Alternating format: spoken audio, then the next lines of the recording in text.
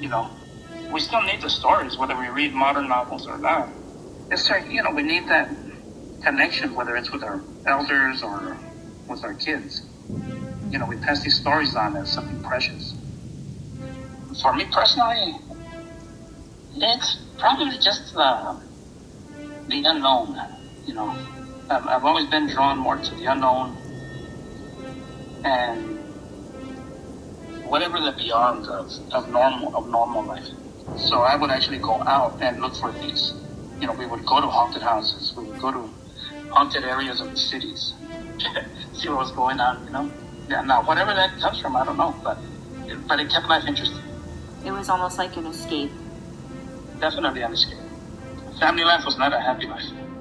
So that was an escape, definitely.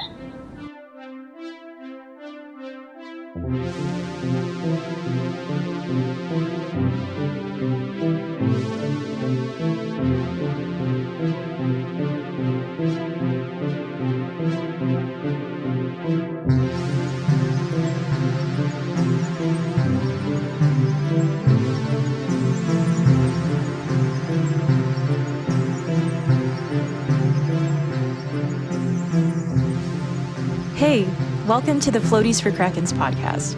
I am your host, Camille Maria Costa, and it is a brilliant day to be monstrous.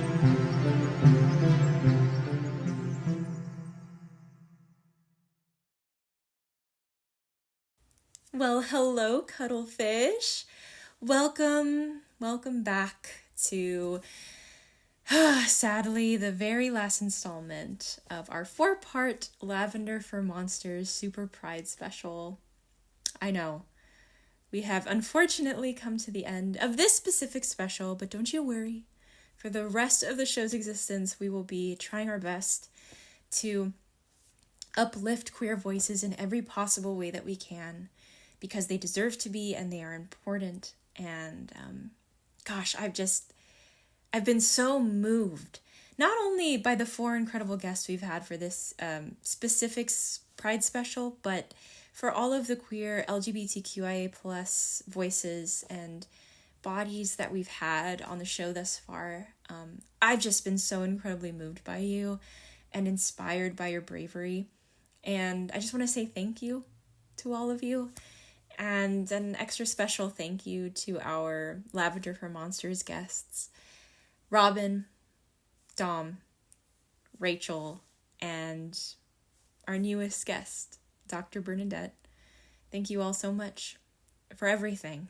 I'm so thrilled for you and thrilled to have you, and we are just so excited that the season came this far, and you all are a part of that. So yes, I am so happy to introduce you all to the incredibly amazing, effervescent, beautiful woman that is Dr. Bernadette Marie Calafell.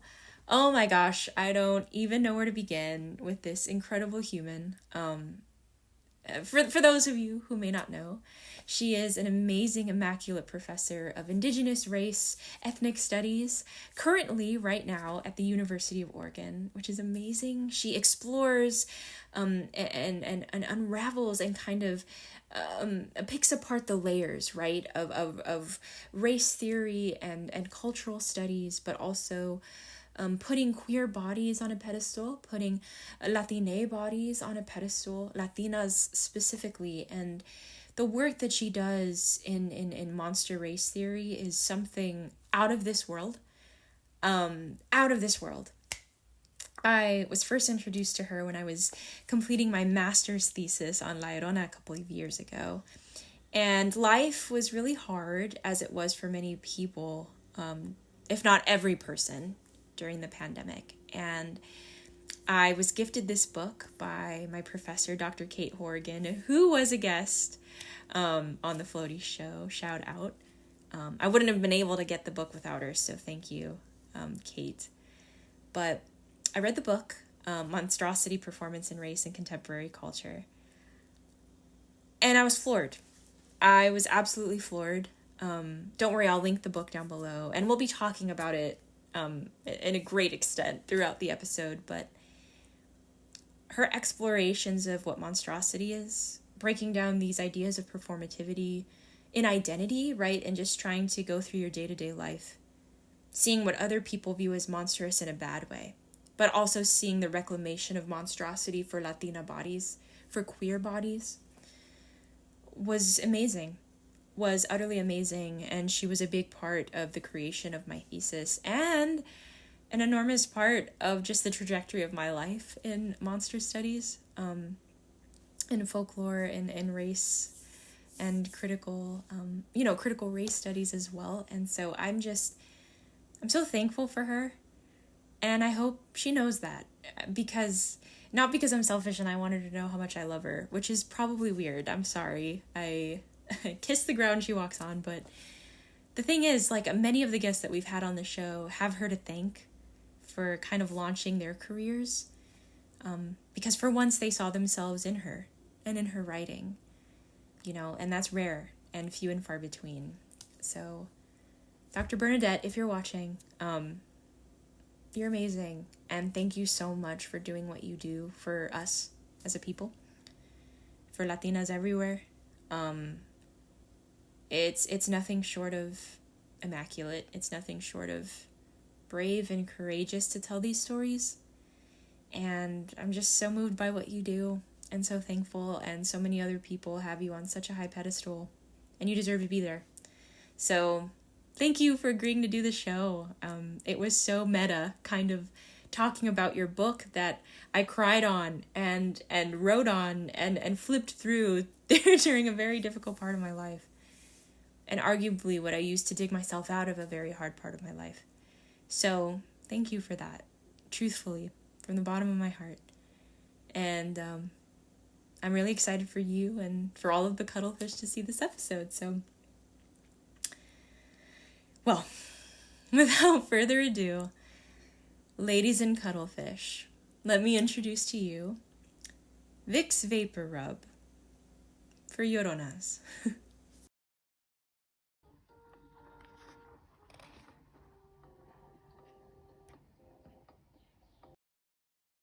Well, Awesome. hello. Hi. How are you? I'm doing very well. I'm very excited to talk to you.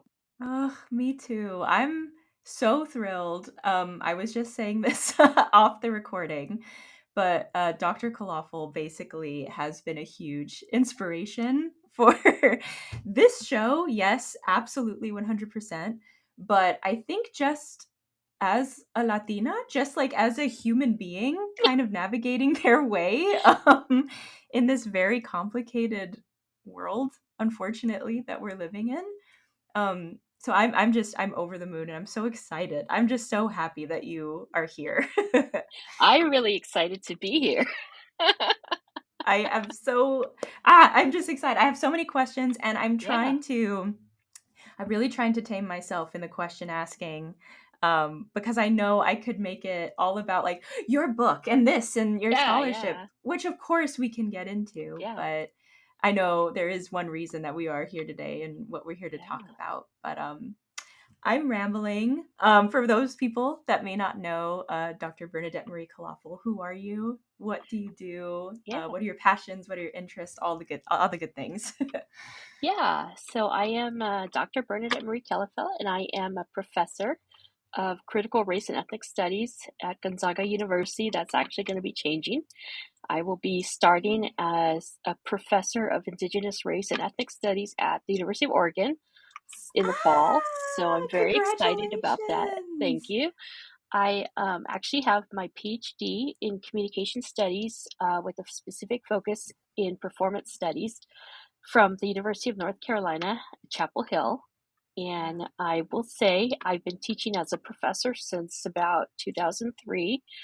I will say also that a big part of who I am is related to my own identity as a Chicana growing up in Arizona. And even I think what we'll talk about today is very much connected to that experience growing up in the Southwest, being Mexican American in the Southwest. My work is really focused on, or in, I should say, Latino studies or Latinx studies, Latina studies, Chicana feminism, women of color feminisms. But I really am obsessed with monsters and horror. And so I started writing about monsters and horror, probably about earlier than I even realized. But basically, my book that came out in 2015, Monstrosity, Performance, and Race in Contemporary Culture, was the first book for me to actually take the time to really try and understand why monsters were so important to us culturally, and socially. And so that book drew on my own experiences with monstrosity as a woman of color in the college classroom or in the Yeah. university, and how people construct us as monstrous. But it also looked at the ways that people either get constructed and embrace monstrosity as a means to resist, or the ways that people or systems of domination are monstrous, especially to those of us from historically marginalized groups. So that's the other part of my identity that's really important, is that I am a Generation Xer.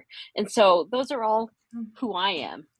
Yeah. All brilliant, Oh, brilliant thank things you. and brilliantly said. I mean, Thank you. I have, I'm full of questions. I have Yeah. so many things to ask you. Mm-hmm. Um, and okay, so one at a time. I'm really curious, what drew you to the world before we get to the Mm-hmm. spookiness of everything or the monstrosity of Mm-hmm. things?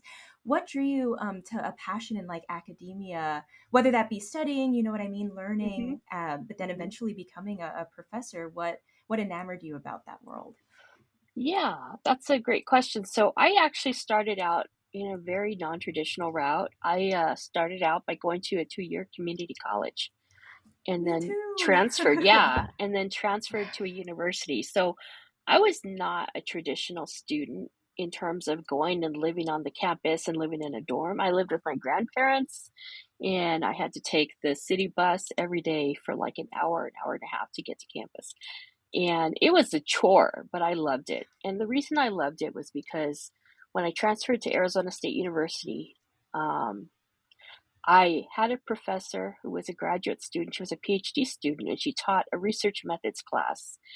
And we read a piece by this writer named Lisa Flores, who was a communication scholar. And it was the first time I'd ever read anything by a Chicana writer that was about Chicanas. And it was mind blowing to me. Like, I literally cried when I read this piece, and I wanted to be in conversation. And so I was very lucky that I had a opportunity to work with Dr. Flores at Arizona State when she was there. And she was my undergraduate thesis director. And I wrote a thesis on Latina Magazine back in the day. And so I definitely was like enamored with the idea of doing research, and doing research about communities that had been historically ignored or spoken for in ways that were not necessarily beneficial. And so that's how I really became pulled in. And then after graduation, I think I was kind of naive too. Like, I was like, I don't know what I'm going to do. Like, what can I Yeah. do? And I think that goes back, now that I'm thinking about it, a lot of us have questions about our value. And I think that was a big part of that. And so I just stayed in school and I never left. Yeah, yeah. I mean, Yeah. it's inspiring when you see people that look like you and act like you Hmm. and think like you write something so powerful. I mean, Hmm. it transcends so much of your academic experience. Hmm. It makes it feel possible. It's like, oh, cool, I Yeah, can do that. sure. I can do that. And that's fascinating. And I just love your utilization of this idea of communication and what that Hmm. means, and how easily it can be stripped away from marginalized groups. Yes. Just with like, I mean, I'm getting to the next question, Yeah. obviously, which is, how did that kind of relate to this world of monstrosity or spookiness? And were you always kind of in love with the spooky, or how did it find you exactly?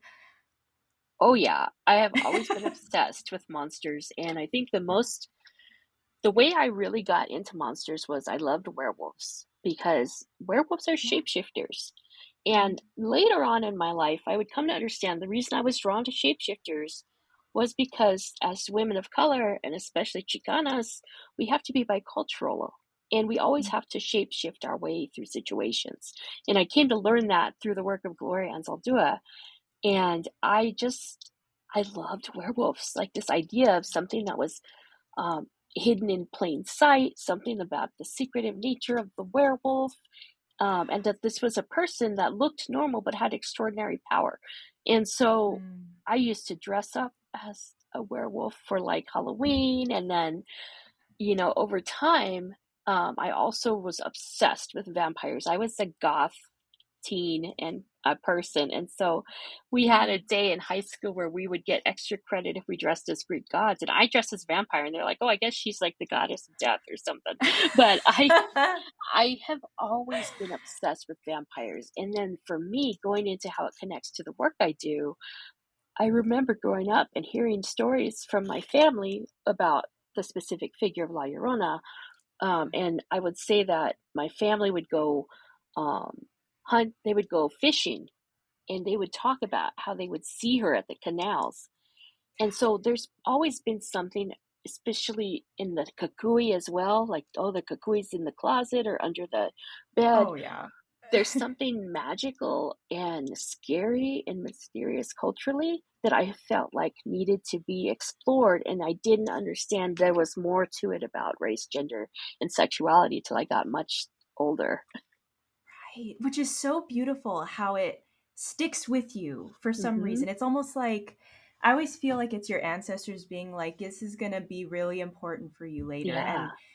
And people don't realize storytelling is so transformative. Yes. And for many cultures, right, it's the only way we can actually talk sometimes Mm-hmm. about Mm-hmm. very complex things, even for Yes. children, right? Because I'm just Yeah. like you, right? I know that we grew up very, probably too young, right? Yeah. Listening to these stories and Yeah.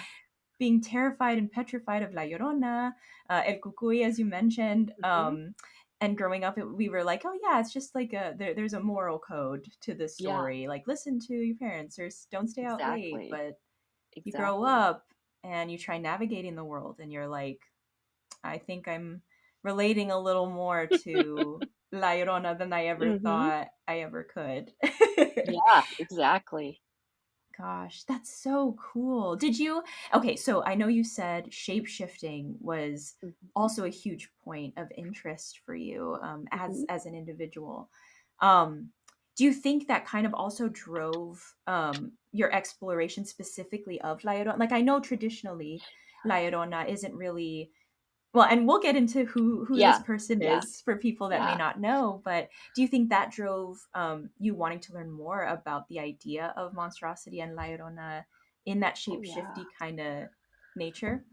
Yeah, because I will say there's a couple things here that I think are especially relevant. Like when I went to the Gloria Anzaldúa archives in Austin, Texas, one of the things that she talks about is that there's stories about La Llorona having a horse's head. And so those kinds of things, like this mixture of human and animal, I think maybe connected me, as well as with La Llorona. I mean, you have to imagine she was a normal woman, and one day the switch just flipped, right? And so that is definitely what I'm thinking about with the shape shifting. Mm-hmm. And Mm-hmm. be even relating to my own experience. I think when you're at a university as a woman of color and you're experiencing so many microaggressions, like you are trying to perform white middle class civility because that's what is desired at the university, but you are constantly being bombarded with microaggressions, even macroaggressions, and eventually you got to keep that beast at bay, keep yourself from, being so-called excessive to them, right? But we're Mm-hmm. always shape-shifting. So yeah, definitely. Oh my gosh, so right, absolutely so. To Yeah, the point where you're like, you're not even cognizant of the fact that you shapeshift exactly. so much. It just happens. Exactly. Um, Oh my God. Okay. So we are definitely going to get into who La Llorona is, but I'm really, really excited to ask you the question. Yeah. What do you think is a monster? Well, I think a monster is a freak, and a freak in a good way. Somebody who Yeah. who chooses to be kind of like an individual who beats to their own drum. And one of the things I think about is Gloria Anzaldúa talks about how the freaks, and this is her term, she says the freaks and the queers and all these people who are kind of the outlaws live in the borderlands. And to me, that's really inspiring and instructive of how I think about monstrosity. A monster is someone who is misunderstood in many cases, who may be seen as excessive or violent.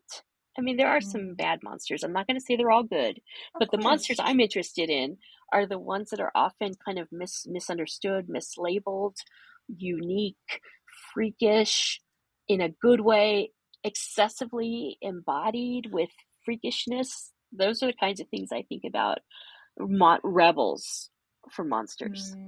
Pushing the envelope Yeah, all of the yeah, time.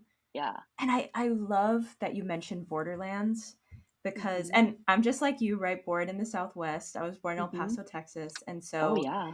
I think we just have that affinity for Mm-hmm. it naturally. But Yeah. when I was doing research on La Llorona, and I interviewed my brother actually Oh. on who this person is, right? And my brother identifies as a bisexual man, and he had this beautiful quote where he was talking about, I relate to La Llorona so much because I feel like her on this border. I've always been a little bit of this, a little bit of that, and Mm-hmm. not enough of Yeah. anything, Yeah. right? So this idea of not masculine enough to be a man, not and too feminine enough to Mm-hmm. be identified as a man, right? Or this idea of I don't speak Spanish well enough to be considered Right. Mexican, or I'm, too white, and right, like all of these weird in betweens of feeling like a freak. Mm-hmm. Mm-hmm. And La Llorona seems to encapsulate that Yeah. beautifully. Yeah. You know, Yeah. She's all about contradictions. And Mm. that's where I think her power lays or lies. I don't know which one it is. Yeah. Either way, it did and it Yeah. will and it is. Yeah. Yeah, absolutely. Yeah. Okay, so who is La Llorona for people that may have not been familiar with her? Yeah, so I will tell you the story I was told because part of it goes back to where you're born regionally. And again, I thought this was a story that was only told amongst Chicanos and Chicanas in the Southwest or Chicanx people, but I've come to find out it's told across Latin America and by non-Mexican and Chicanx people. But basically, the story I was told is that there was a beautiful woman and she had some children. She wasn't married. I think her husband may have died or something, but she wanted to be with this man. And he told her, I will be with you, but you have to get rid of your children. So she took her children down to the river and drowned them. Now, when she died and she went to whatever her afterlife was and she met her God figure, they told her, "Look, where are your kids at?" And she's like, "Oh, I don't know. Let me go look for them." So we were told, like, if you go at night by canals or rivers and you see this beautiful woman dressed in white, um, do not go up to her, especially if you hear her crying, because she will grab you and she will drown you in the river. And I mean, this is a great bedtime story for children, Yeah, obviously, right? And so for totally. me, it was great because it obviously told me something as a child about what I was not supposed to do. But when I got to college and I started to work with Dr. Flores, I suddenly became aware of a great body of work in Chicana feminist thought about La Llorona that said, "Look, man, she may not be exactly the monster that you think she is, Mm, or she's a powerful monster, right?" And so for me, I became fascinated with the relationship between La Llorona as this Chicana feminist icon and somebody who was also connected to the story of La Malinche or Malicin de mhm. Nepal, and how Yep. those two figures, who were such important figures in my life as a Chicana, Malitzin being the young girl, not even a woman, like I'm talking about young Mhm, girl who was mhm, sexually assaulted by Hernan Cortez and mhm. had a child with him, and she's blamed for colonialism, basically.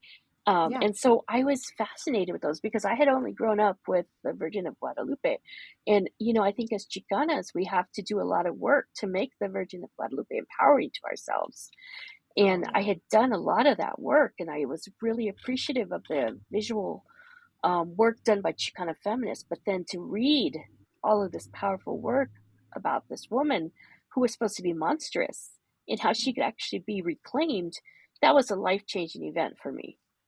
Oh, beautifully said. Absolutely. And I love, Mm-hmm. for starters, your rendition of the story that you grew up with. Mm-hmm. Um, so iconic. There, it's so significant. And as you mentioned, it's not only regional and like localized, Mm-hmm. like you have this fear of like she's right outside, like she Yeah. treads the waters right outside my door. Yeah.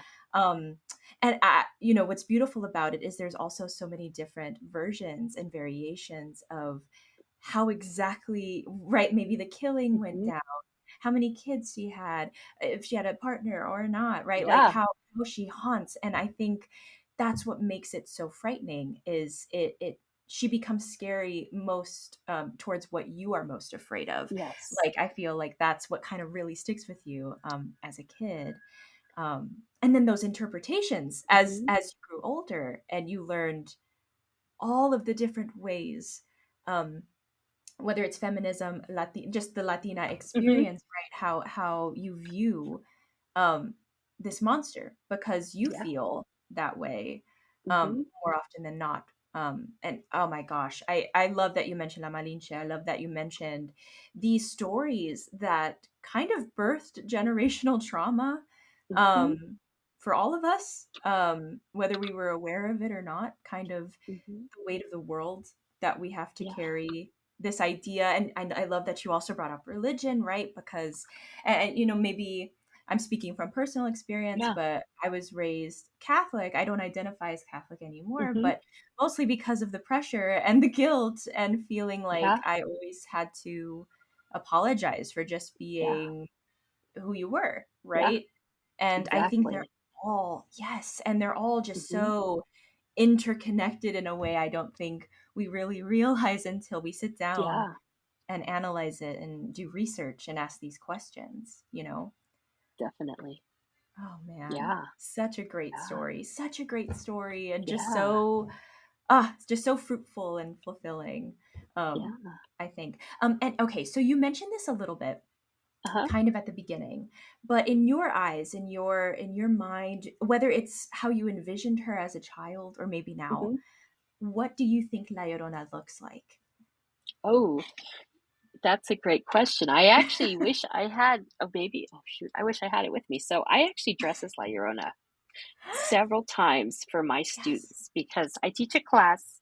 Both I taught it at the University of Denver and I teach it at Gonzaga on monstrosity, race, and gender. And Oh, usually amazing. we try and have it like when it's taught on Halloween. And we do a poster session or research session where we invite people from across campus to come in and see what students are doing. And I Oh, encourage them to dress up as monsters, whatever they're I love studying. And so I usually study La Llorona. And so I was really like thinking, what does she look like? Okay, I've done it now several times in different states, even in Colorado and then in Washington State. And to me, like, oh, so then I even started looking on TikTok, like, what are some good ways to apply makeup for La Llorona? But everybody yes. just kept doing the movie version, the cheesy movie version, which that movie, if you haven't seen it, is horrible. I think it's called The Curse or Lie or Legend. I don't remember what it's called, but it's the The big Curse of La major. Llorona. Yes, it's horrible. And so I said, I'm not going to do that. So she's got, in my mind, she's got long, beautiful black hair and Mhm. she's got like a crown of flowers, bright flowers. Yeah. Then she's got like a black or white shawl over her face. Probably white, although I kind of think it'd be cooler if it was black. And then one of the things I did when I was her is I made tears like permanent, like I used some kind of makeup to make like tears on the face, and so she's always got the tears. Her eyes are red. um she's still very beautiful, and then the dress that she wears is white, but the dress I wore was like fake blood stained white. So Ooh. yeah, so she's very much like, her monstrosity is very visible, but she's still very beautiful. Mm. And she's both strong and fragile simultaneously. So that's kind of how I envision her. Like, she's beautiful, but you can tell there's something there that's, and she's powerful, but there's something there that's hidden, or in some ways also explicit. You can tell there's something going on there. Yes, absolutely. I love this idea, and I love Yeah, that your version yeah, has flowers upon her head. I don't hmm, hear that a lot. So I think yeah, that's so cool and so yeah, beautiful. I feel like it also has direct correlations to this idea of Dia de los Muertos, the idea of how yes, important flowers are hmm, in a lot of all of Mexican culture, yeah, Latino culture, Hispanic culture in general. yeah, Um, and I also love the idea that it is spooky. Sure, her presence, whether it be bloodstained, right, or eroded by the river or torn or whatever it may hmm, be, um, you feel fear. Like she yeah, instills fear on whoever she look, even us, right? Even yeah, women that really like her and like yeah, really study her. It's like it's still a little jarring, looking yes. upon her. Oh yeah, and there's stories I've heard from colleagues that grew up with La Llorona in Texas, South Texas, maybe kind of Yeah. similar, and they've talked about hearing La Llorona's nails on the door, creaking down the door, and the fear of her being so close, Yeah. but still like kind of far away. And so that I always think about her having these long nails that she just pulls down and freaks everybody out. Gosh. And on that note too, have you heard of any other rules like associated with her or her legend, as far as like where can she haunt? I know you mentioned like Yeah. most often children are the ones that are the Uh-huh. target in a lot of Yeah. variations of the story, but Yeah. have you heard of any other rules? Oh yeah. So one of the ones that we actually studied, that my colleague Shane Morman from Cal State Fresno and I studied, that has actually been based on other stories, is her really also hunting men. Because I don't know if you've ever seen the film Chasing Poppy. It is a No, I film haven't. from like the 2000s. Came out in, I think, like 2000 or 2001 or something like that.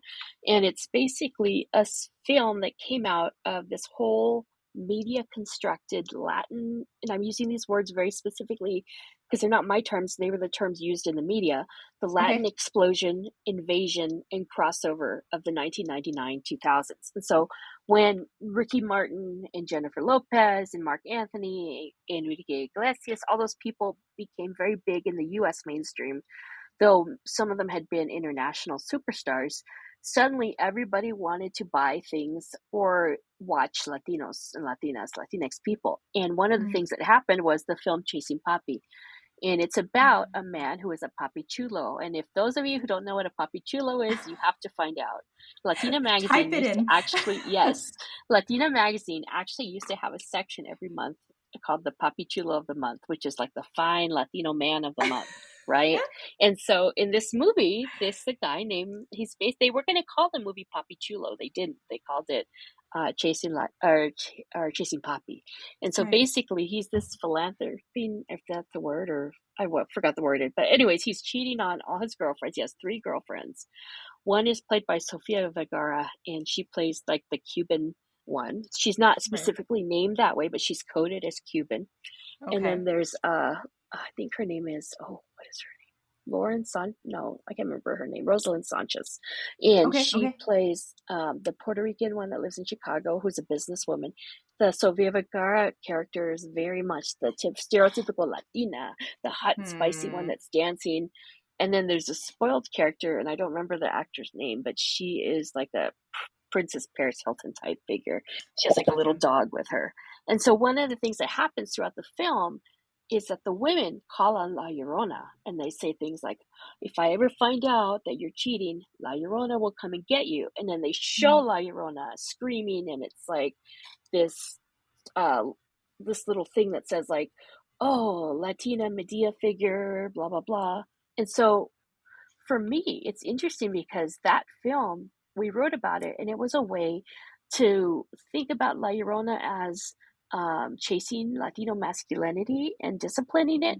But the other thing about it that we saw was that La Llorona also was a figure that talked or helped kind of uh, keep the boundaries around citizenship, uh, which was Huh. interesting because there was an FBI agent in the film, and she's Yeah. never associated with La Llorona. It's only the women who are kind of marked as these kind of uncivil characters. Yes. So La Llorona is very much seen as this vernacular discourse rather than the kind of official discourse. And so for me, yeah, La Llorona is like, she goes beyond just some of the typical assumptions about children. She goes to regulate male sexuality and also keep men in check, and also gets us to Mm-hmm. think about like who gets to have the benefits of citizenship in this country. 100%. Oh my gosh, that movie sounds so fascinating. Yes, it's a bad I movie. Don't get me right. wrong, but it's worth watching. I mean, especially to point out all of those little moments. That's so true. And it's so interesting too how like on one side of that, right, having there's also like this, I believe it's a Dominican legend with La Ciguapa, right? This idea Mm-hmm. of this woman with backwards feet that kind of runs like in the forests of the Dominican Republic, and there's legends that she eats men, right? This idea that she Yeah. eats men that are mean to their wives, or Mm-hmm. abusive or drunks or whatever, what have Yeah. you, right? And there is a sense of power, just like La Llorona, of like, Mm-hmm. yes, badass women, right, having each other's backs, right, being strong, be like reclaiming that monstrosity.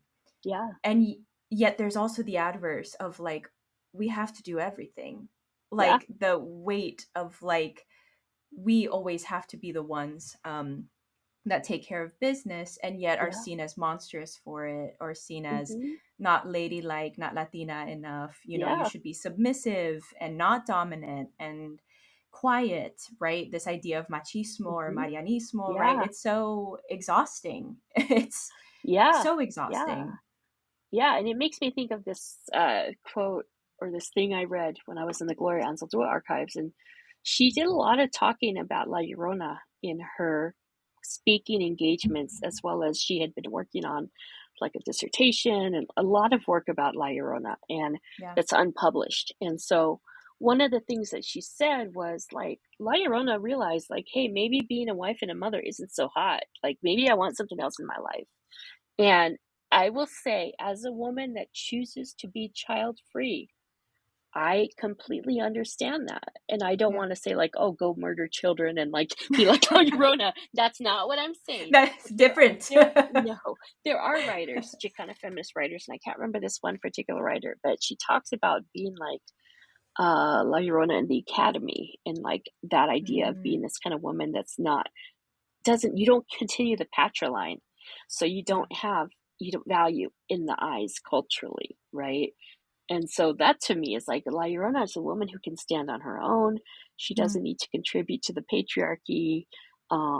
In fact, mm, she might even be arguing for a matriarchal way of thinking, you know? And so that's kind of what I think about with that Anzaldúa quote as well, like that you don't have to live up to the expectations. And La Llorona tells us that you can be a bad girl. Like she would be on the bad girls club if she was around. period. Absolutely, she would be, and be Yeah, iconic and amazing. exactly. Exactly. So good. It's so beautiful to see how she's become such a light and like a guiding force for Mhm. so many Latinas everywhere, Mhm. and not even, right, I guess women, right, like for a Yeah. lot of men too, whether that's men identifying as queer or not. I think it is so beautiful to see how her representation has ebbed and flowed, and mirrors kind of what's going on with society and what's happening in society. you know Yeah. it's Yeah. it's beautiful. It Yeah. really And is. there's some great stuff that's happening. One of my former grad students at the University of Denver, her name is Stephanie Farajado. We worked on this. She wrote this piece and then she added me on about the film, that horrible film we were talking about. And she, we talk about this idea, and she argues that La Llorona is also connected to that film also, we can understand it in relationship to the things that happen at the border right now. And so I think there was a couple really stark moments like in the Trump presidency that really connected to La Llorona, especially Oh, like yes. when there was a jacket that Melania Trump wore that's like, "Oh, I don't care, do you?" or something like that. Yeah. And they had a picture of her wearing that jacket on The Onion, and it was like, La Llorona comes to detention centers. So I was like, Yeah. oh, wow, okay. That Yeah. this is a really fascinating thing. So you've got Melania Trump as La Llorona, and then you've got her husband who is doing these horrendous things that are Despicable. leading to death of these children. Like they are, Mm-hmm. you know, doing these kind of monstrous things and they're being Yeah. called out on it. So she became a tool to name that as well, which I thought was fascinating. And there was a meme I saw and it was scarier than La Kakui or El Kakui, excuse me, or La Yeah. Llorona is Donald Trump. So Oh, yeah. Yeah. yeah. So she has a lot of utility to talk back to systems Mm. of oppression in a lot of different ways. Mm. Absolutely. It's a voice. It's a voice for so Yeah, many people that don't feel like they have one.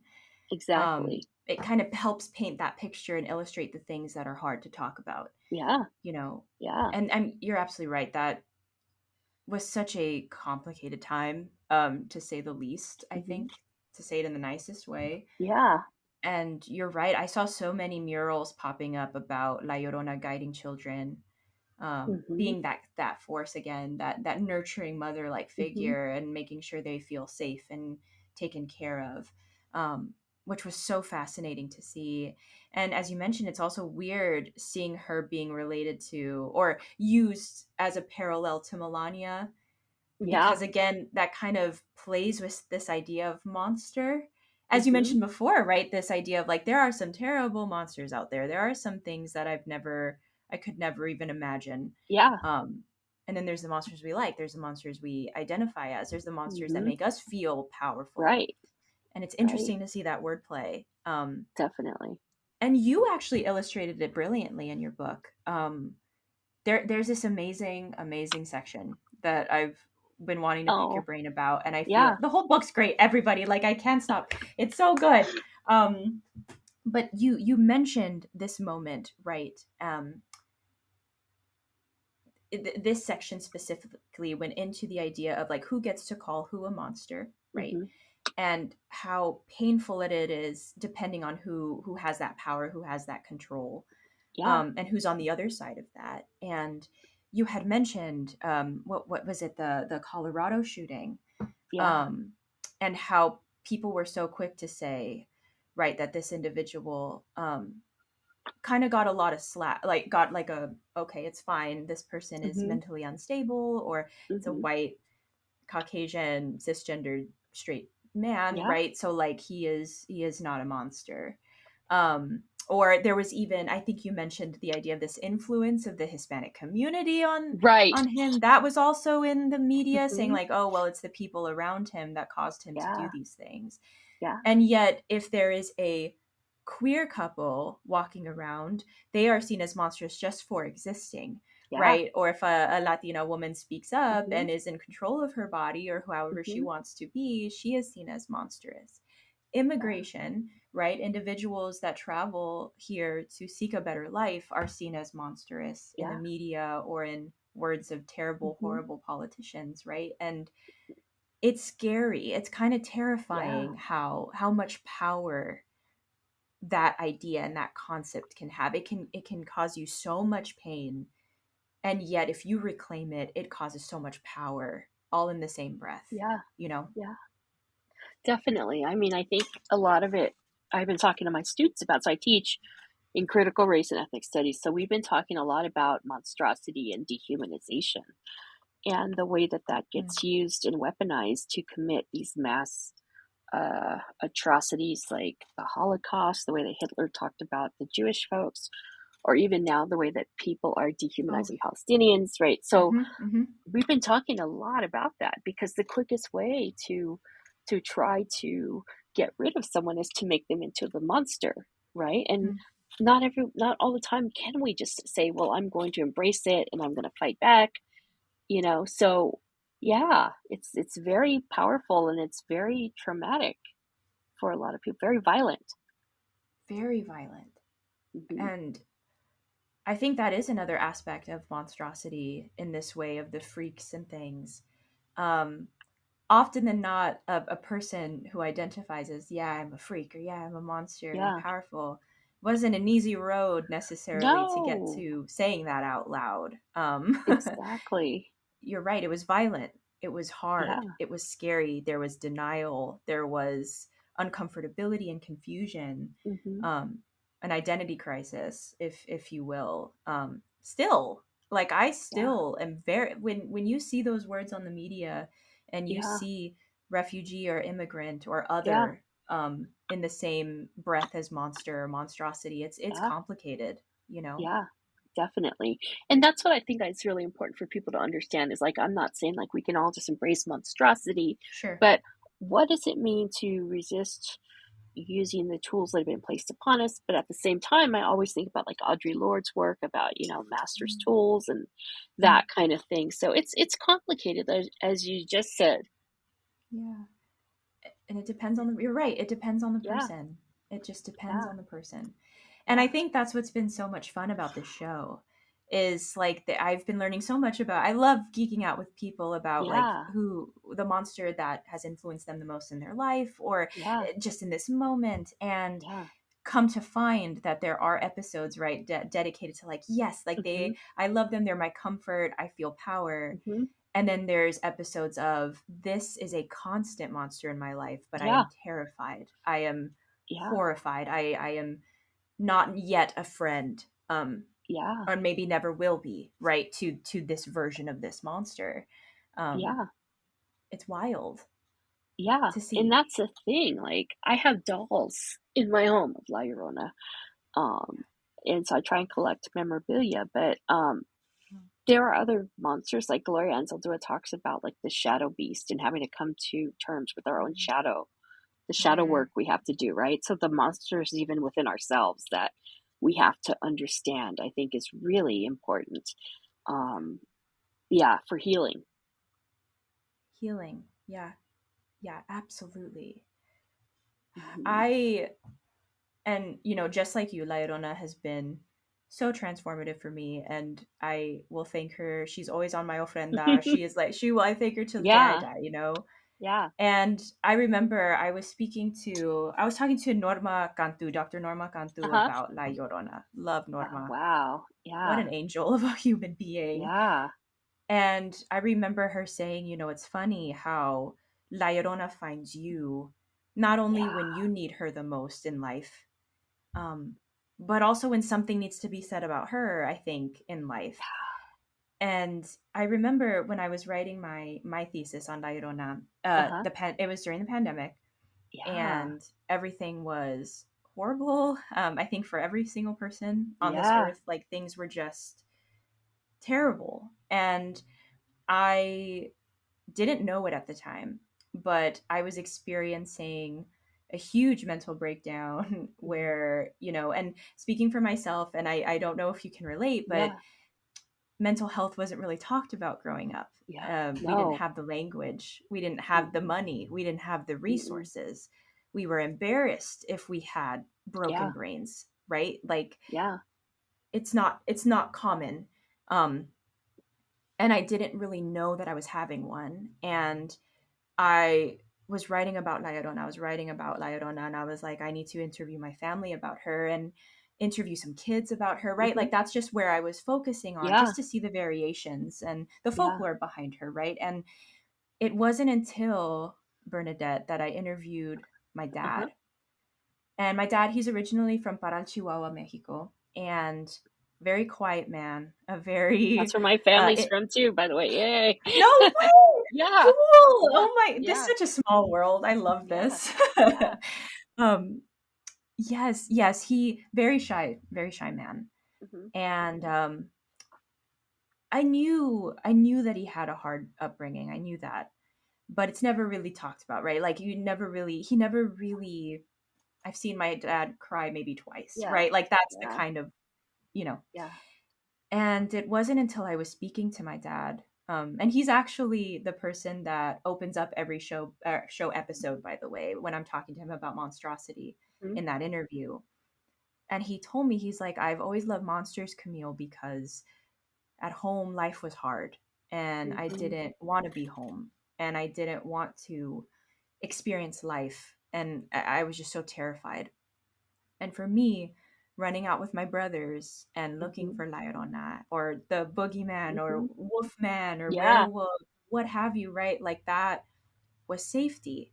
That was escape. That Yeah. was where I could just emote and be myself, you Yeah. know? And when I was interviewing everyone and my mom, I interviewed some kids and things, I started realizing that La Llorona was a tool for us to talk about mental health, to talk Yeah. about, hey, I'm really sad, or Yeah. I am not doing the Yeah. best that I could be doing. Yeah. And it, you know, inspired me to research stuff and to look up stuff. And I quite literally thank La Llorona to this day for like my OCD diagnosis, for Yeah. my depression, for my, but Yeah. truly because I didn't know that any of this could be a thing. Yeah. Um, you know, and it's just wild. I just can never stop advocating for this idea that not only is storytelling important, Yeah. and should be taken Yeah. seriously, um, but La Llorona and in turn monsters are so transformative for people too, you know. Oh yeah, and I agree because I kind of want to say, and I know it's blasphemous, but La Llorona is the patron saint of like freaks, and kind of like the Virgin Hmm. of Guadalupe in her own way. And I think Yes. about it because when you were talking, I was just like, probably the closest I ever felt to La Llorona was when I was going through menopause because my Hmm. body was out of control. My body and my mind were out of control. Yeah. And so I can imagine she's been constructed as out of control. And I thought about that and thinking about how I was trying to ground myself, but always feeling like being pulled in multiple directions. My body is literally changing in ways that I don't even know if it's Right. normal. Right. Right. And so that excessiveness around the body and emotionality, to me, is that's really connects to La Llorona and, Yeah. kind of everything that you're saying around the mental health for sure. So she is a template for us to definitely talk about things that are, like you're saying, traditionally unspeakable in our Mm, families and our cultures, right? And I think even mm, talking about, like, one of the things we kind of alluded to was queerness and how she's also a way to think about queerness. And because a lot of Chicana lesbians have talked about her as a kind of a queer figure too. And mhm. so I see her in so many powerful ways because of Yeah. her contradictions and her multiplicities. She's Mm. so important to all of us. So unique, Yeah, so profound, and it's, I don't know, it's so cool. It's cool yeah, to be able to see yourself. yeah, Just and it sounds weird, right? Like it's like how we are talking at the beginning when yeah. when you read an academic scholar that Hmm. talks like you and Yeah, lives like you and is like yeah, you, and I yeah, think there's a similar excitement when yeah, you're watching TV and you see a monster and you're like, oh my god, like that's me. I feel like I can relate to that creature yeah, so deeply. um it's and it illustrates your story for the yeah, rest of your life, how you view yourself, how you view the yeah, world around you, it's exactly, powerful. exactly. And I used to have my students are so great. My grad students surprised me when I was in Colorado. I used to have a life-size La Llorona doll for Halloween I would put out. It was That's incredible. amazing. But I had to move from Colorado to Washington, and there was no more room in the truck. But I am determined to eventually get that a La Llorona life size figure again because Amazing. she's so important to me personally and Yeah. culturally and spiritually that I have to have her around in some manifestation. Yes, you feel safer. It's Yeah, like exactly. powerful, like you can Yeah, do anything. yeah, Oh yeah. I am having such fun kind of introducing the legend to like my little cousins, Mm-hmm. and just being like, I don't know if you've ever heard of this, but I'm, curious to see a child's perspective.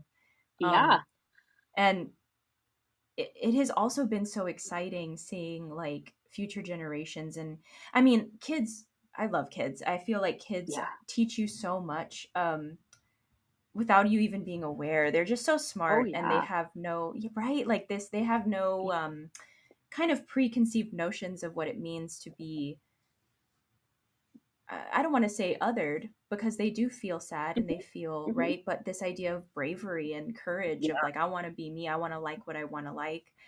Yeah. um and I remember interviewing, so I taught elementary and middle school when I was a few years ago in California, Uh-huh. and I interviewed some of those kiddos for my Llorona thesis.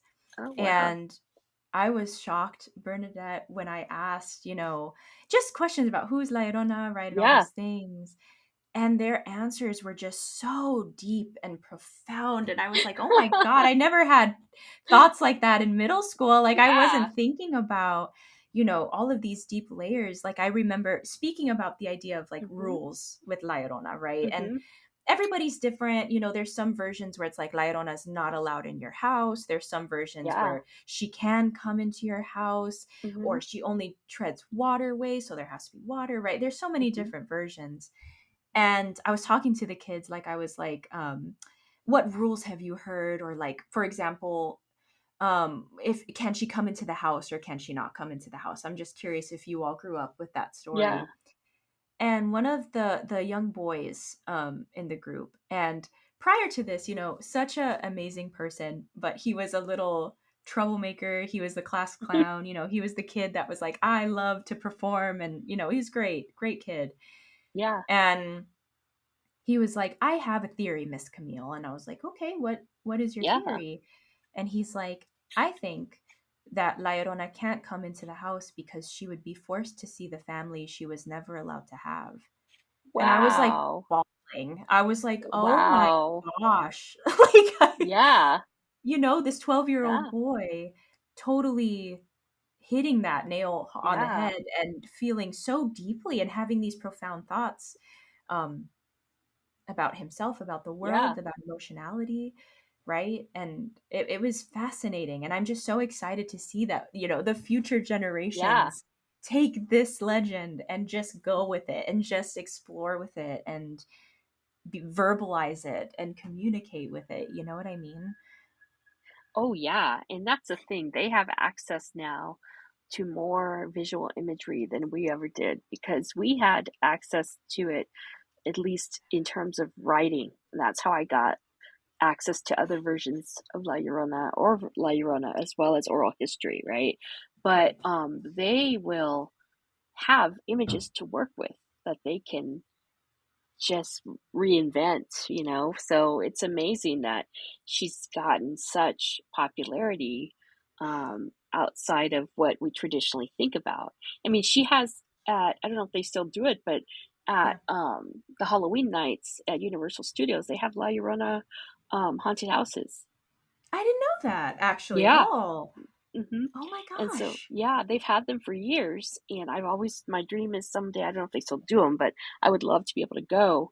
But they Yes. have these because even like now, white people are scared of her. And I think that's something Mm. too, like that she's Mm. made a crossover in this way that her fear has moved in some ways as well. So there's a lot more, not I want to say saturation, but there's a lot of possibilities that we didn't have necessarily 10 years ago to think about, Mm. you know, La Mm. Llorona for sure. That is so true. It was just kind of our imaginations, right? hmm Like, Yeah, we created her, yeah, in a yeah, sense. yeah. Oh, Which is why when you asked me what she looked like, I was like, well, you know, I went on TikTok and everyone's doing the makeup like the movie. No, like, don't get trapped by the images. yeah, Like, create your own yeah. La Llorona, you know? Because, like, for me, I always think, like, okay, red is a really powerful color and it's a color that's associated with with love and passion, and it's often associated with Latinas. And so I was like, she's got to have some kind of red Mm. flower in her head headdress, you know. So like things like that, like we can play with her, we can have fun with her, make her our Yeah. own, you know, thinking about how Yes. she might look at like on one of our altars, like that kind of thing. Absolutely. And I feel like that adds to your ideas of performativity, Yeah, right? This yeah. idea of performance and like how Hmm. you said day to day, a regular human being, like a Latina Yeah, in an academic sphere or at the yeah, workplace, right, yeah. has to, oh, well, if I wear this red lipstick, I might be Hmm. sexualized or I might be seen Right, as too much, right. right? Or at the same, if I don't put Exactly. makeup on, if I wear baggy clothes, if I, you know, right, it's like you're not Latina enough or you're not feminine enough. Yeah, Um, you get coded, right? There's so many yeah, ways that you balance performing who you are and stuff. And it's wild to see monsters in that way too, how yeah. they're performing, how they are, Hmm. how we perceive them in everyday life. And I think that's so brilliant that you include the red. It's Oh it makes yeah, sense. yeah. Definitely. I mean, that's a thing. Like I think about academia, for example, Yeah. like when you go and work in academia, the thing that you learn is that it's a very male dominated space, obviously. But it's not just that it's male dominated space, the ideologies that govern how you're supposed to be a woman in academia are very patriarchal. And what I mean by that is that you're supposed to remove femininity and kind of conform to kind of a masculine culture, even the way that you dress and look. And this is where I come in with the, like you said, the idea of performance. So when I think about performance, I think about it in terms of the choices we make in our everyday life that can cause spaces of possibility and resistance for us as we navigate Mm. um, harmful ideologies, other things like that. But it's a space of possibility, right? And it's never duplicated. It only happens in the moment, and it disappears after it happens. And so I tend to think about, you know, when I go into work, I try and be overly feminine because I will wear reds, I will wear pinks.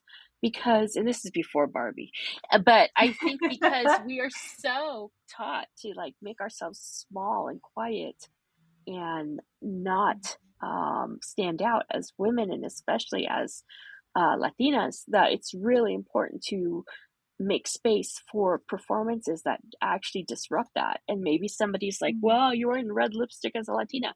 Well, yeah, but you know what? I like it and it looks good and that's what I'm going to wear. And it's forcing the space to think differently about these kinds of assumptions. So, yeah, all of this is connected to gender, performance, race, and such. Beautifully said. I love it. I love it. And I love, Yeah. I mean, the study, I mean, I love performance studies. Yeah. And there's so many different ways to look at Hmm. this concept of performativity and Hmm. performance. And you're so right. It's so layered and it's so much more than what you see at the surface, right? Yeah. Um, and I'm just like you. I struggle so deeply. I'm still figuring out Yeah. what I should be in the Right. workspace. I Yeah. feel so self conscious or so Yeah. uncomfortable Right. if I decide to feel pretty that day and whatever I decide to wear or dress like, Yeah. and it impacts your whole work experience. It impacts your life. It Yeah. impacts how you're perceived. Unfortunately, all of the time. Mhm. And it's beautiful that we can find strength in that monstrosity too. And I think I don't Definitely. know. I always think like, you know what? I'm gonna wear this red lipstick Yeah. because my great great grandma would have rocked the hell out of this red Oh, yeah. lipstick and worked so hard so that I could just wear it and be free and happy and amazing. And it's like you just have to think about those things and think about Mhm. yourself and what Mhm. makes you happy. Like you said, I love red, right? And it's Yeah. like I love pink. I'm like I want to if Yeah. I want to wear bright sparkly pink to Yeah. work, then I'm going to. Yeah. It's not a distraction. It's just me No. being me. You Exactly, know? and I think yeah, I think about one of my friends, a colleague she was a grad student in our department in Denver, and we both Yeah. ended up getting the same Selena lipstick that came out. MAC came out with The Selena Mac. lipstick. Yes. And Yes. we always text each other like, I'm wearing my Selena lipstick today. Like it's a power thing, you know? And so, yeah, and the other part of it, I think, that goes back to monsters is I tell my students, my grad students, like, it's the women of color, it's like, you are monstrous before you even open your mouth. As soon as you walk into your workspace as an academic, you're already violating every expectation and norm.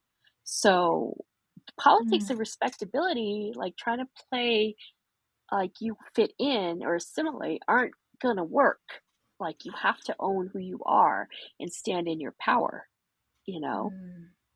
Mm-hmm. It's all you got, you Yeah, know? It's all you got. exactly. And this is all, again, things that we are learning from monsters and La Llorona. Yeah, 100%. Like, she has so much power and she stands in it, you know. Yeah, And it's so beautiful to see. It's so encouraging. It's so inspirational, you know. yeah, And I do, and you know, thinking back to this idea again of how you learned, right, with like yeah, Andalua, right, or uh-huh, just through your learnings of what you've yeah. picked up, and hearing other scholars talk about her. Um, she talks through you a lot of the time. Mm-hmm, She teaches mm-hmm, us and other people mm-hmm, in that beautiful, haunting way that I think she always does. And mm-hmm, that's how I see her as haunting, right? Is her mm-hmm, words and her experiences. We mm-hmm. feel them all the time. We see them all the time. We see injustices all the time, or Yeah, injustices. And I don't know, that performance aspect, and being, even if it's hard, being secure in who you are, um, yeah, is strong. You know, it's exactly, so strong. exactly, exactly. Yeah. Yeah. Well, I'm curious, what are there any La Lloronas, whether that's like in pop culture, maybe, or in other, either Mm. like, I don't know, fictionalized versions? Like, are there any La Lloronas that you've really like, or versions that you're really drawn to? Wow. I'm trying to think. I've been waiting. Well, there's that one powerful film. It's a South American film on, oh God, Shudder, about La Llorona that talks about It's able to use La Llorona to talk about politics, and I think that's a really powerful. It's called La Llorona, I think, or something like that. Is it the one that recently came out Hmm. by Not that Jairo long ago. Bustamante, or not Yes, that one? I think that's the one. And I think that's a really interesting representation that we don't get to see enough of, because Yes. usually one of the things that we think about is like the politics of La Llorona in relationship to whiteness. And I think it's really interesting to think about politics in relationship to our own kind of what's happening in our own communities and La Llorona in that way. And so that I think is a really interesting one. The other one that well, no, it wasn't La Llorona, but it's La Malinche, and to me that's close enough, because Yeah, yeah. if you read the books, some of the older books, there's books that actually connect her. Like I think it's Rudolfo Anaya's book on La Llorona, where he Uh-huh. connects her to explicitly Malitzin Tenepal or Malinche, and the idea that Hernan Cortez had married her off to uh, one of his Spanish guys in the military, and named Right. Juan Jaramillo, and that once she married Juan Jaramillo, because Cortez's wife was coming, his Spanish wife was coming to what is now Mexico. One of the threats was that Cortez was going to take her son away from her and take him to Spain. And she had been told by her gods that if her son left Spain, there would be horrible death and violence to her people. And so she goes and she Mm, kills the child as a way right. to do that and to get back at Cortez as well. And so for me, I'm always fascinated by those renditions that include La Malinche. And so for me, one of the images that I think is really fascinating is the one that Diego Rivera did in the Mexican National Palace, where you Mm, see the image of Malitzin and Cortez and they have a baby, and Martin, the baby. And one of the things is that the gun, Cortez's gun, is blocking her face. So you only get a small glimpse of her face. But what you focus on is the baby, with the mestizo baby with the bright blue eyes. And so I think there's something there too about, even though La Llorona is about death, she's about rebirth as well. And so that was one of the things that images that struck me as being really significant. There's also children's books about La Llorona, and I think that that's a really fascinating, and cartoons as well about La Llorona, and that's a really fascinating way to go, because, like, what would it mean if we told La Llorona's story to our children in a way that got them to feel more empowered, right? And what I've seen is, like, there's a white folklorist named Joe Hayes, who's the one that does the La Llorona book. But I'd love to see, like, a Chicana feminist write a La Llorona book. That's like my dream. Maybe I have a colleague, two colleagues that I'm going to be working with at Oregon that have written children's books. Maybe I can talk to them about, how do you write a children's book, and maybe I can write one about La Llorona, because I'm telling you, somebody needs to do it. Do it. Please. Please, please, please. That is a dream. Do it. Oh my gosh. I will buy 50 million copies. I think it's important. It's so important. Yeah, and that representation. And I feel like she would be illustrated in such a human way. Yeah. If you did it, I feel like we would see all the different sides of her story for once. And not this version of the colonizer, not the version of, the other people, but her version. And I feel like you could have so much fun with it, It would be so much fun. I'm going to have to talk to him. Maybe there's even a La Llorona coloring book or something like that. That would be so much fun, because I got these coloring books of, like, David Lynch and people like that. Why not La Llorona? Yeah. Oh, do it, please. Please do it. I love it. I think it's a great idea. I think it's so necessary. I love it. I love it. Yeah. Okay. Awesome. Well, in case, right, this hour wasn't enough proof how much Bernadette loves La Llorona, right? Why, why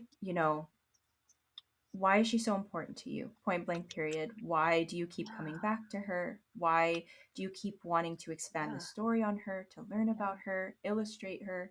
Why? I think it goes back to what you said earlier, is that she haunts me. And the reason she haunts me is because she was a woman who was in control of her sexuality. And she was a woman who, and again, I'm not trying to say go and commit matricide, but she was a woman who put her needs first. And I really like the way Anzaldúa said it in her talks, that, hey, she realized that maybe being a mom and being a wife isn't so hot. And that's the thing for me, like, as a woman that chooses to be child free, like, if you choose not to have children, you get a lot of pushback in this culture. You get a lot of punishment.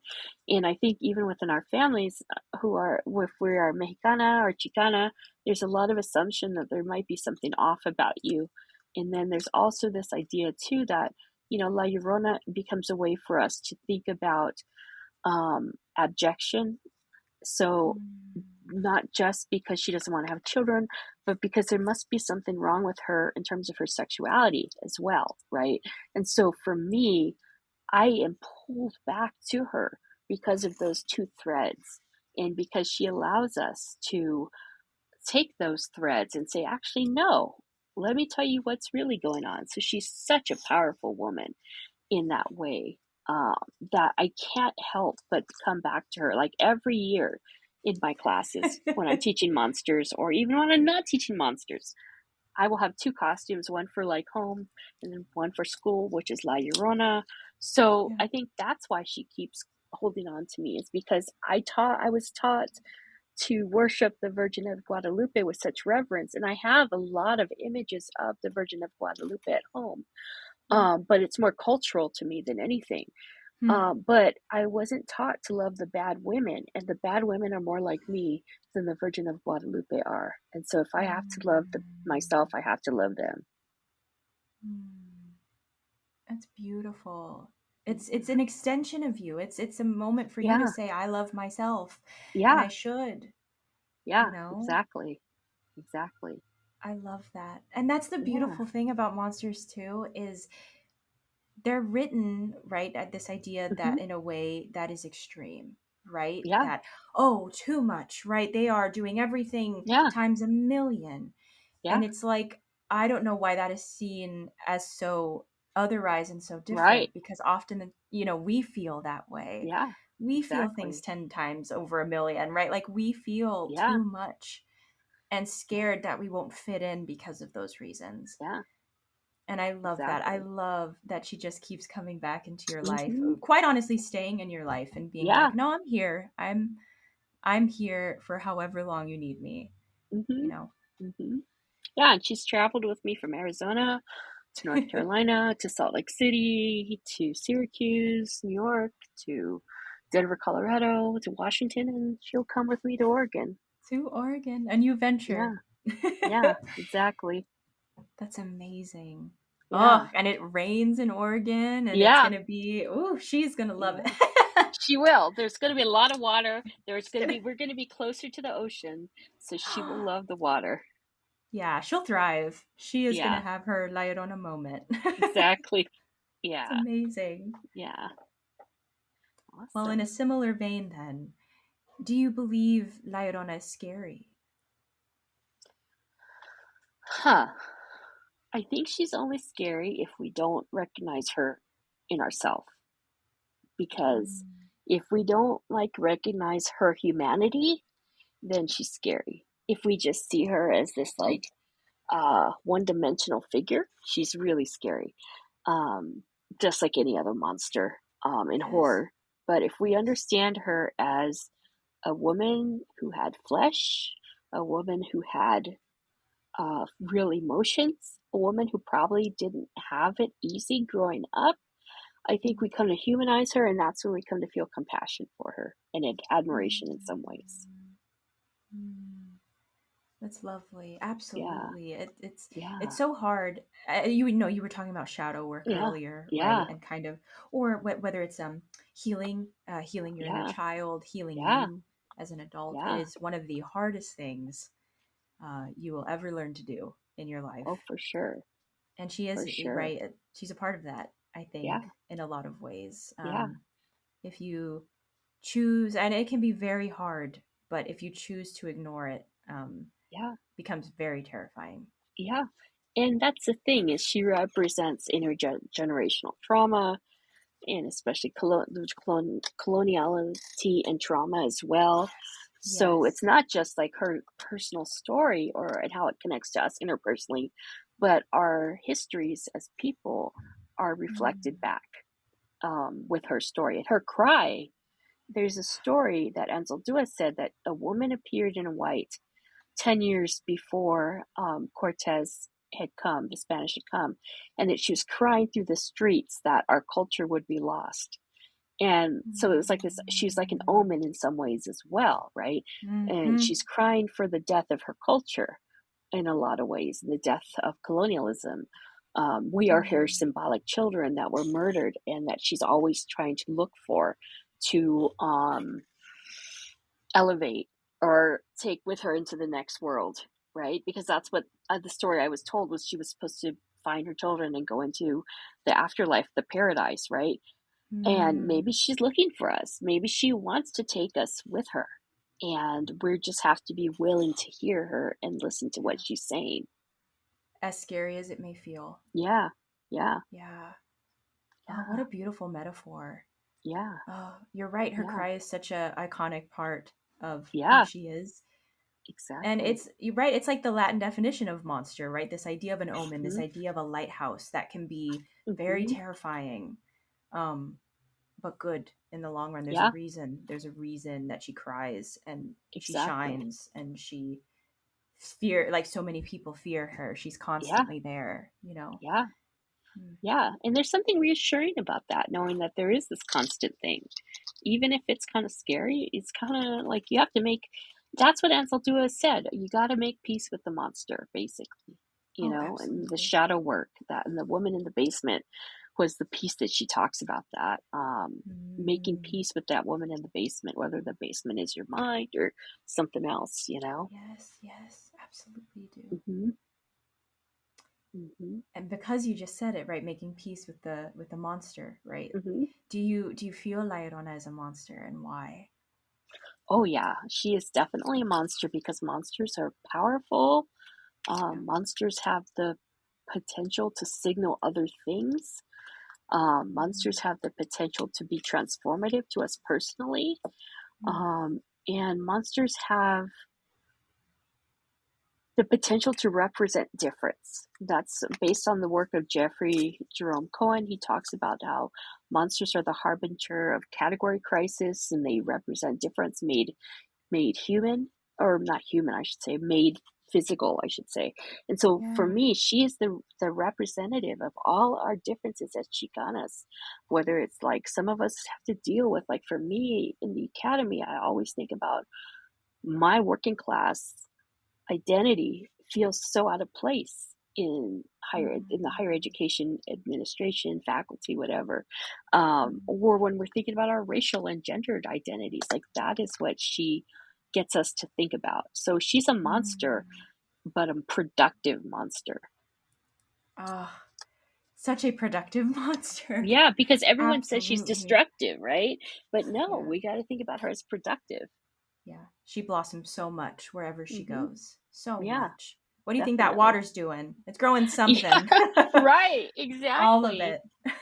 Yeah, yeah, Oh yeah. Yes, absolutely, absolutely. yeah, And again, you've touched on this so much, right? But why why should stories about monsters continue to be told? And it's in the same yeah, vein, yeah. right? But why are monsters important? Well, monsters, I mean, they tell us a lot about ourselves as a culture. So, thinking about it from a scholarly perspective, I love this book called Monsters in America by W. Scott Poole. And he talks about that monsters are popular during specific time periods because they represent the social, cultural, political, economic fears of a society around race, class, gender, sexuality, ability, and such. And I have a friend, his name is Kendall Phillips, and he's written this book called, oh, I can't remember the name, oh, Projected That's Fears. And it's basically a book that looks at different historical time periods and understands why certain horror movies resonated when they did. And his mm, argument is very similar to Poole, that there was something happening in society that we needed a monster to make sense of it and to cathartically work through what was happening.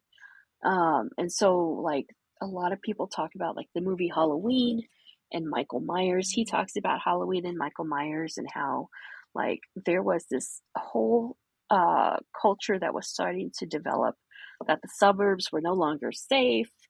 There oh, was this whole culture of, like, people were starting to see the breakup of the American, so-called American traditional family. And so how Michael Myers operated as this boogeyman, but was really operating to talk about other things beyond himself, such yeah. around family and such, right? And so in the same way, I think monsters tell us, like, what are the demons, like, not to be funny, but what are the demons we're struggling with culturally, Mm-hmm. why, and what is going to win out in the end? Like, even when you Mm-hmm. see somebody like Bigfoot, in the Pacific Northwest, we talk about Yes. Bigfoot all the time. And people don't realize that Bigfoot is a monster of the discussion and controversy of science versus nature.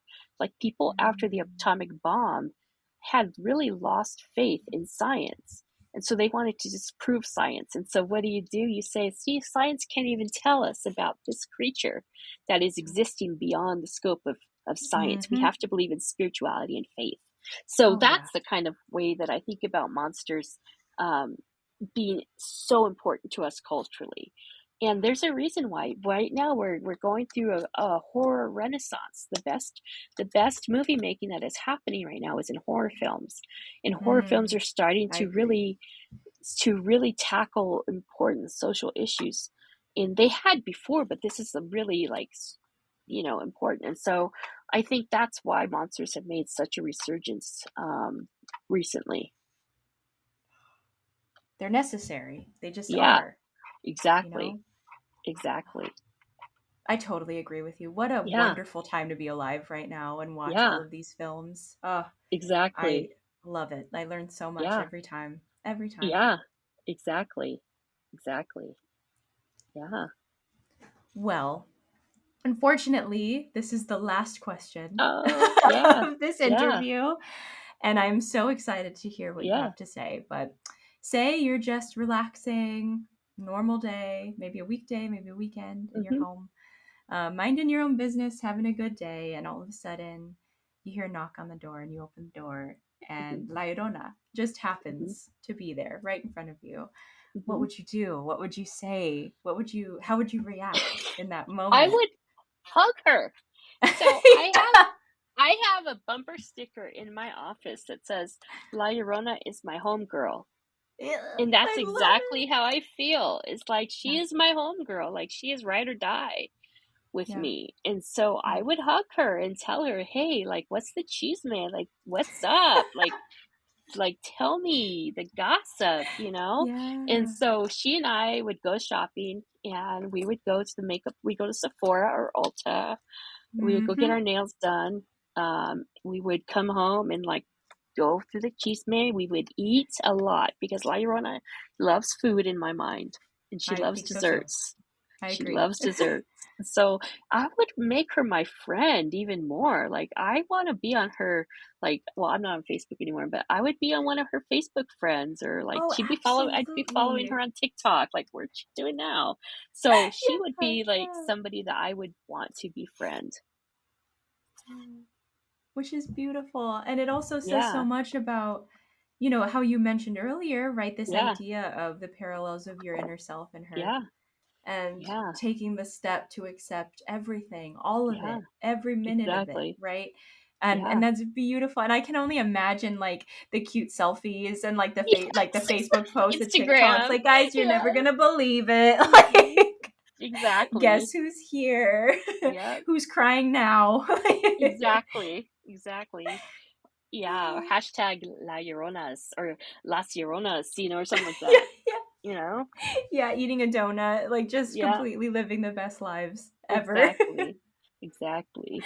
I Yeah. love it. I love it. Yeah. Oh, Yeah. gosh, thank you so much, so much for doing this. I can't thank you enough. I feel like this was so much fun and I learned Yeah. so much from you. Always have, but I think it was great to hear you speak about it in person and to see how Yeah. she's Thank you. transformed your life so much. Yeah. Thank you for inviting me. I really enjoyed it. So much fun. So much fun. This episode of Floaties for Krakens was written and recorded by me, Camille Maria Acosta. A monstrous thank you to Dr. Bernadette Marie Calafel for such a courageous interview. A big thank you to Michael Kosman for producing a stellar episode, and a huge thank you to Natalie Hedberg for designing such a phenomenal logo. And music for the show was also written and produced by me, with a special appearance by my tata, Toby Acosta. Thank you all so much for being here today, everyone. It truly means everything to me. If you have questions or curiosities about the research or media mentioned in today's episode, everything will hopefully be in the description box. And you can find us on our website and our socials. Links in the descriptions as well. Anyway, thanks again for being here, everyone. And just a reminder, it's okay to be afraid of the monster, but it's also okay to love the heck out of it too. Keep being monstrous and keep shining bright.